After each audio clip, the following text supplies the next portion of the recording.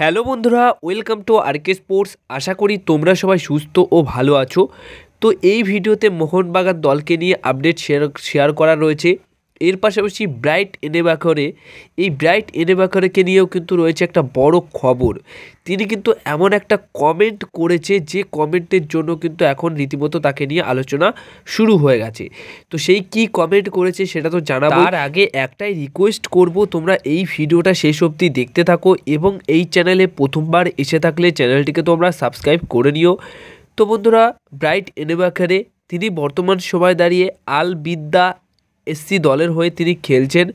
তো খুবই বড় ক্লাবে তিনি খেলছেন। তো তিনি বর্তমান সময় দাঁড়িয়ে যে দলের হয়ে খেলছেন সেই দলের প্র্যাকটিসে থাকা একটা পিকচার তার সোশ্যাল মিডিয়া হ্যান্ডেলে আপলোড করেছে।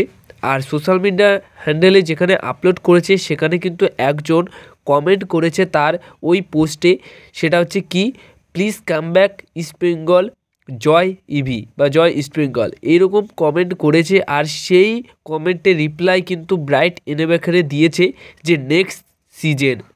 তো দেখো, এই নেক্সট সিজন এই কমেন্টটা করার পর রীতিমতো শোরগোল পড়ে গেছে যে তাহলে কি পরের মরশুমে ব্রাইট এনেবাকারে আবার আইএসএলে ফিরছে এবং ইস্টবেঙ্গল এফসি দলের হয়ে খেলার জন্য কি ফিরছে।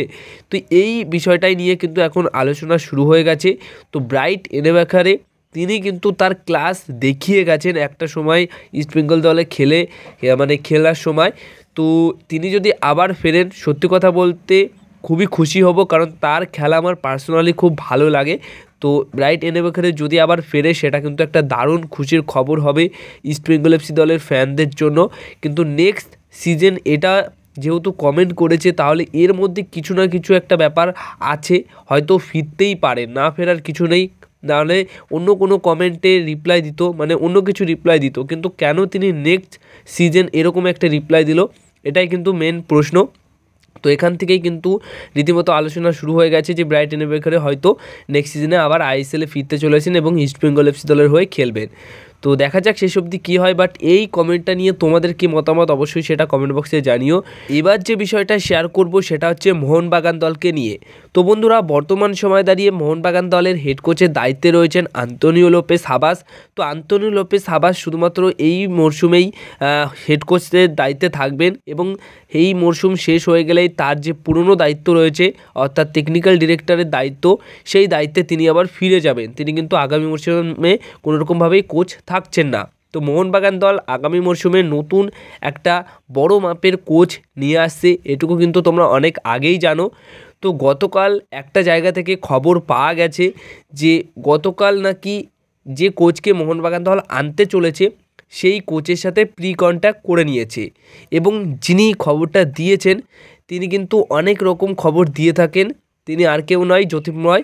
তো জ্যোতির্ময় দা তিনি এই খবরটা দিয়েছেন যে মোহনবাগান দল সেই কোচের সাথে কিন্তু প্রি কন্ট্যাক্ট করে নিয়েছে এবং একটা খুব ভালো মানের, তিনি তার ক্লাব কেরিয়ারে এখন অবধি যে কটা দলের কোচের দায়িত্বে ছিলেন সেই কটা দলের হয়ে বেশ কয়েকবার সাফল্য তিনি পেয়েছেন।